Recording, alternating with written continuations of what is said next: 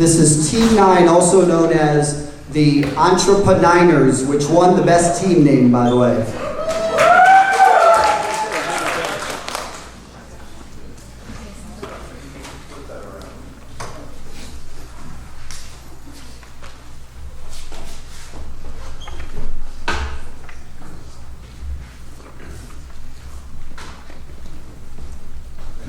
Dead pelicans, dead otters, and dead fish. What do these three have in common? That they're all part of one giant problem.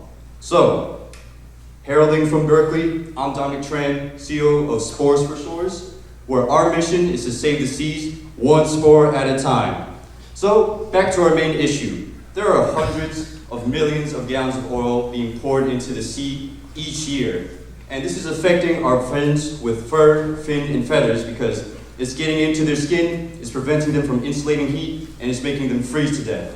Thus, in turn, destroying our ecosystem, preventing us from having a sustainable food chain. So, we've got a solution for that. We got shrooms, a whole lot of shrooms. Shrooms that eat crude oil, shrooms that are gonna get eaten by fish, coral, and zooplankton, just a whole lot of shrooms. And I couldn't do this without the help of our company, Spores for Shores. And on that note, let's give it to R&D. Thank you. Hi, my name is Christina Barbar Oscar, former Vice President of the Environmental Protection Agency. And my name is Carol Hernandez, marine biologist, professor at Stanford University. And we are so excited to tell you about our product that will change the way oil spills are cleaned up forever. Did you know there's a species of mushrooms that consumes oil? They are called oyster mushrooms, and we have genetically modified them to make them oil-eating machines. Using a gene editing method called CRISPR, it only takes an RNA strand, chemicals and enzymes, and some time in our lab to program these mushrooms to take root in oil and die when there is no more oil left to eat. We genetically modify the parent mushrooms, reproduce them in our lab, and collect the spores, which are the baby mushrooms. Thank you. Once our customers buy these spores and spread them across oil spills, it could take about 16 to 35 days for these spores to grow into fully mature mushrooms. And thanks to our genetic modified mushrooms, it could take up to 6 weeks for about 99.9% of the oil spills to be absorbed by those same mushrooms. Now back to Christine. After the mushrooms have done their job, they are left as food for the surrounding organisms. Fish, turtles, and bottom feeders, whose populations might have been greatly impacted by the oil spills, will have a much easier time reestablishing their populations. Next, let's hand it over to our marketing team.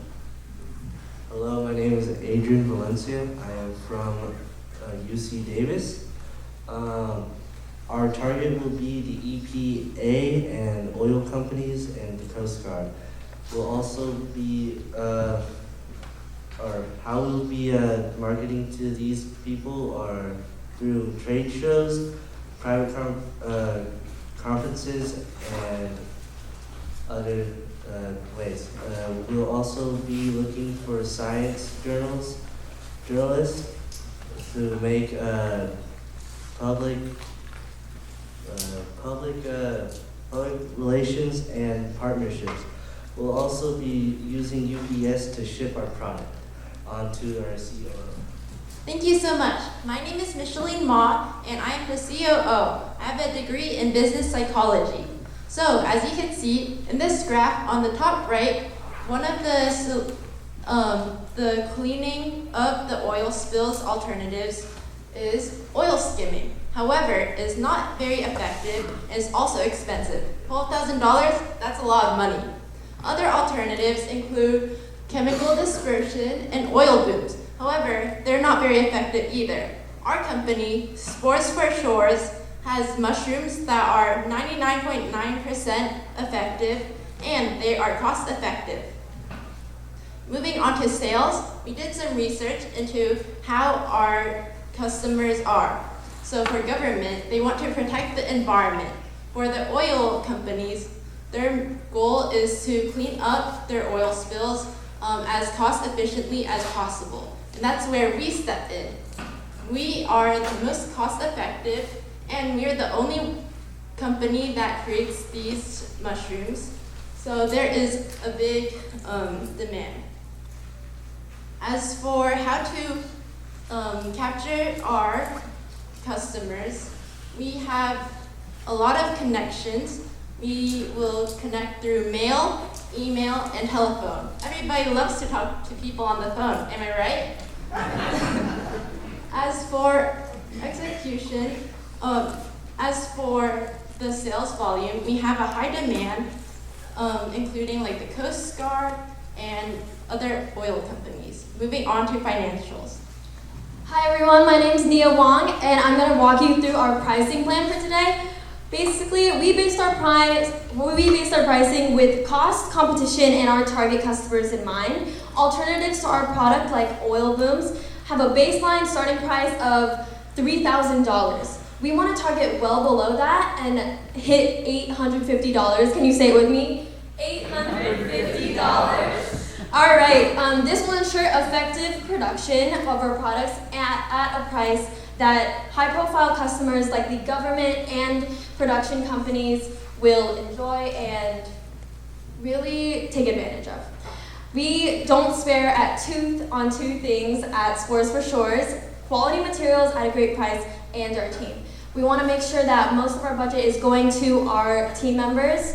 As you can see above, most of our budget is going to our marketing and sales team so that they can really reach out and connect with our customers. Additionally, our facilities are going to need rent for labs and farms to cultivate our products, so funding will be going to that, as well as shipping.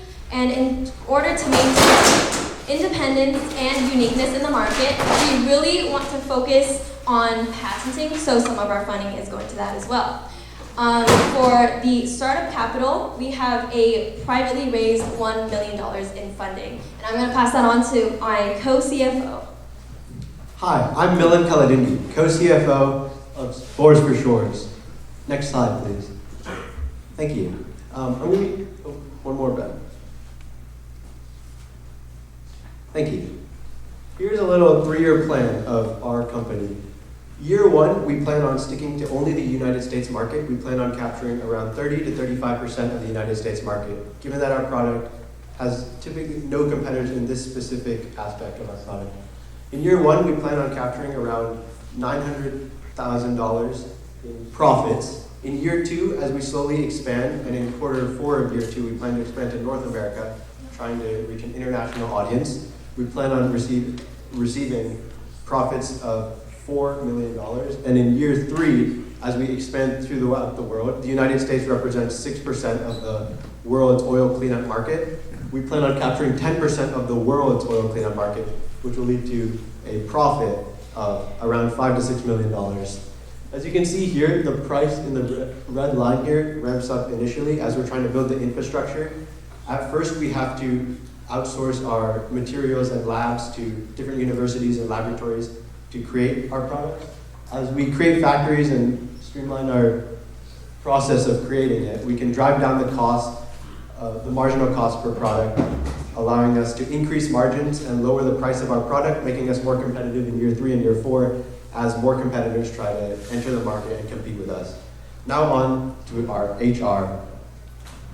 Thank you. I'm Robert Patterson, and I'm Vice President of HR, and I'll be talking to you guys about our company structure.